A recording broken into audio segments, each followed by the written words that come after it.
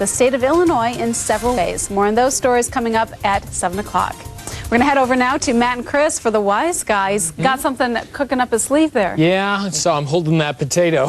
I will explain that in just a minute. What's he going to do with it? I don't know. Ever wonder how fireworks work? Well, we heard earlier how dangerous they can be, especially if not used safely. And so the Wise Guy, U of I physics professor Matt Sellon, is live this morning in Urbana on the U of I campus to explain the science behind them and the pros and how they minimize their risk on the big night. Matt, you being safe?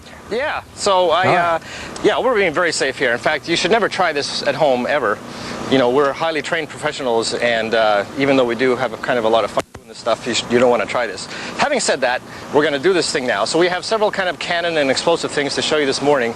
The very first thing we have here is a potato gun cannon that my friend Jesse Miller from the chemistry department built over the weekend and tested very seriously. And now this thing it's powered basically by a real explosion. So what he just did, a whole bunch of hairspray into this combustion chamber. This contains alcohol and propane and isobutane and butane and all kinds of things that go boom.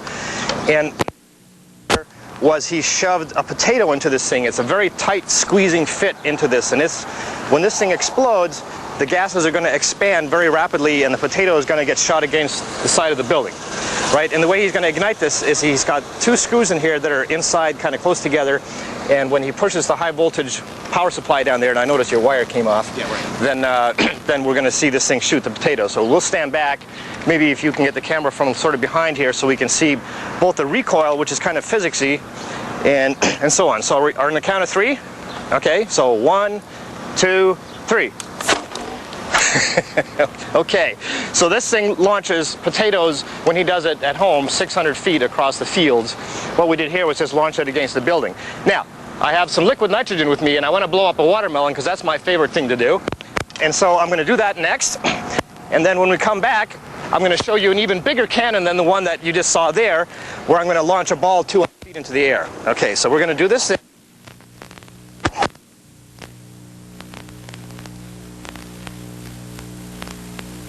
Lit up.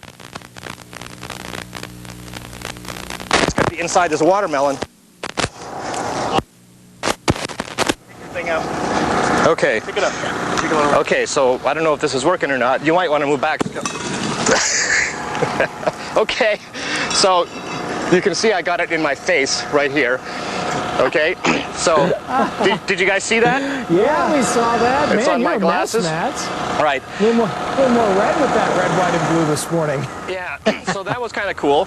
And when we come back, if you look over here, you'll see there's a 10-foot high cannon, which I made out of some sewer pipe, and we're going to use that thing to launch a ball very, very high into the air. Yes. All right, now we're talking. See, there's so much physics in how all this works. It's fun.